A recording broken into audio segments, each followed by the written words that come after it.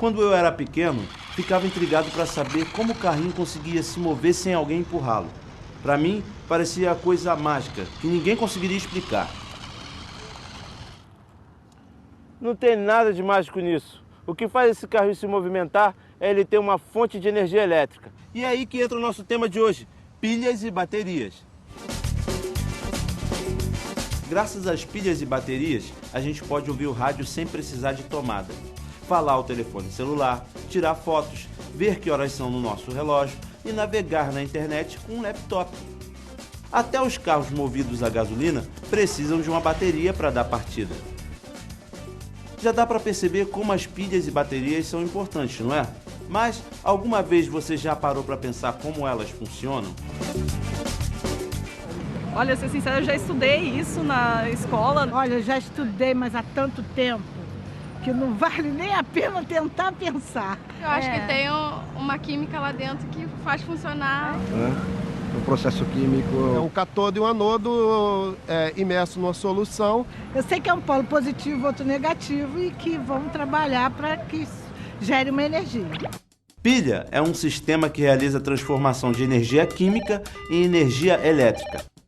Quando um aparelho como o nosso celular funciona, é porque ele está sendo percorrido por uma corrente elétrica, que nada mais é que um fluxo de cargas elétricas, cujos portadores podem ser elétrons ou íons. Essa aqui é uma pilha comum que todo mundo já viu. Ela possui uma extremidade positiva e outra negativa. O polo positivo possui um potencial elétrico maior que o polo negativo. Quando a pilha é colocada no aparelho elétrico, como essa calculadora, por exemplo, os dois polos se conectam e a corrente elétrica atravessa o aparelho fazendo-o funcionar. Na teoria, é assim que funciona. Mas até chegarmos a esse modelo, foram anos de pesquisa, de erros e acertos. Em 1780, ao dissecar uma rã, o médico e físico italiano Luigi Galvani percebeu que, tocando-a com um bisturi de ferro, a perna do anfíbio morto se mexia. A rã estava pendurada em um gancho de metal de composição diferente do bisturi. Galvani pensou que o movimento era fruto de uma eletricidade animal. Mas não era bem isso. Aquele realmente era um fenômeno elétrico. Só que a eletricidade não vinha da rã, e sim do contato elétrico entre diferentes metais através de um eletrólito. Quem fez essa descoberta em 1793 foi o físico e matemático Alessandro Volta, que além disso também inventou a primeira pilha. Em sua homenagem, hoje as pilhas também podem ser chamadas de células voltaicas. Aliás, o próprio nome pilha tem origem no método de Volta, de empilhar placas de metais de dois tipos separados por panos umedecidos em sal ou ácido fraco. Daí em diante, vários cientistas buscaram formas diferentes de aumentar a eficiência da pilha, ampliando a sua funcionalidade.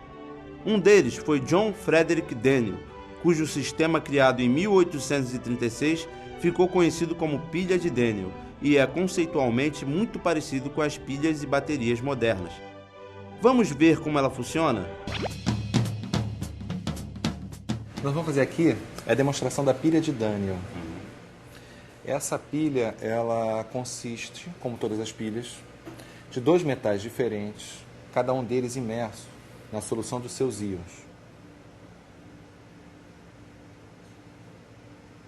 A base do funcionamento das pilhas são as reações de oxirredução. O que acontece? Durante a reação de oxirredução, o zinco ele vai se oxidando e o cobre vai se reduzindo. Quando o zinco vai se oxidando, ele vai saindo do metal e indo para a solução. Tá? Então, eu tenho uma maneira de aproveitar a energia dessa reação química para gerar eletricidade por fora dela. Eu poderia alimentar uma lâmpada, uma calculadora e etc.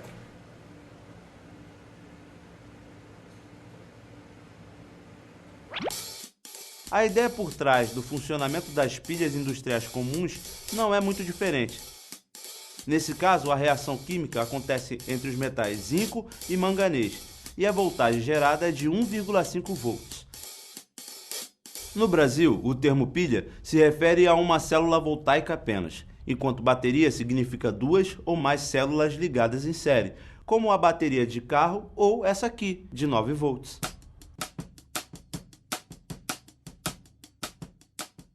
Agora que já conhecemos uma pilha por dentro, vamos ver como ela é produzida industrialmente, acompanhando a linha de montagem de uma fábrica de pilhas alcalinas. As pilhas alcalinas possuem a mesma voltagem das pilhas comuns. A diferença é que elas duram muito mais tempo e são recomendadas para equipamentos de alta drenagem que requerem mais energia.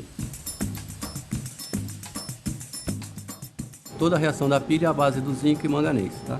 Por que o nome de alcalina? Porque a solução que vai aqui dentro não é mais uma solução ácida, é uma solução alcalina. E internamente nós vamos colocar um manganês. Nós chamamos de pellets, né, que ele já tem uma forma definida.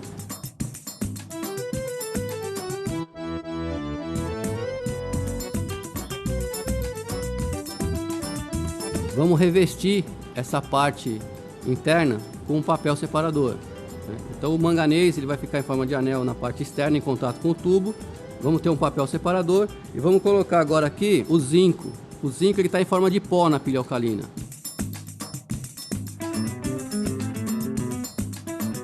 Para fazer o contato, eu tenho um arame de latão que nós chamamos de um prego, né? Ele é soldado no fundo da pilha. Então quando nós encostamos no fundo de uma pilha alcalina, nós estamos em contato com o quê? Nós estamos em contato com o zinco em pó lá no centro, através do prego. E quando nós encostamos na parte positiva da pilha, nós estamos em contato com o manganês.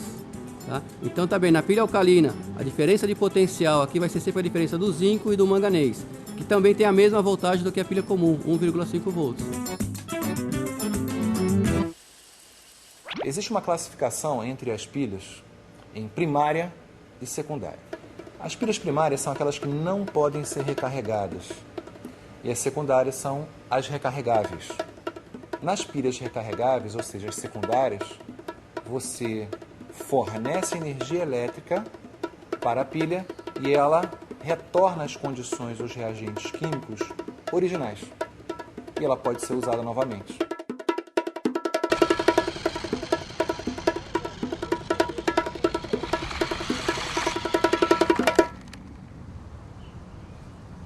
Mesmo as pilhas recarregáveis não duram para sempre. E como algumas pilhas contêm componentes que podem agredir o meio ambiente e não são 100% recicláveis, o seu descarte precisa ser diferenciado.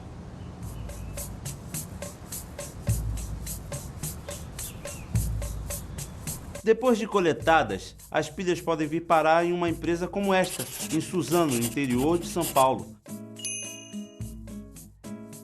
Aqui, elas são abertas, quebradas e depois moídas. O processo segue com a separação dos materiais plásticos e metálicos, que são vendidos para usinas de reciclagem. O chamado pó de pilha contém metais pesados como mercúrio, cádmio e chumbo e precisa passar primeiro por um reator e depois por um forno de calcinação para deixar de ser tóxico.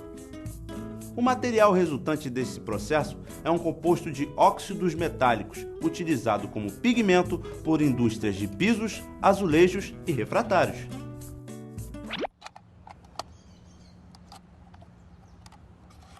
Ok, hoje nós vimos que a transformação da energia química em energia elétrica não tem nada de mágico. Mas nem por isso os inúmeros usos que fazemos da pilha perdem o seu encanto. Fique esperto e até a próxima!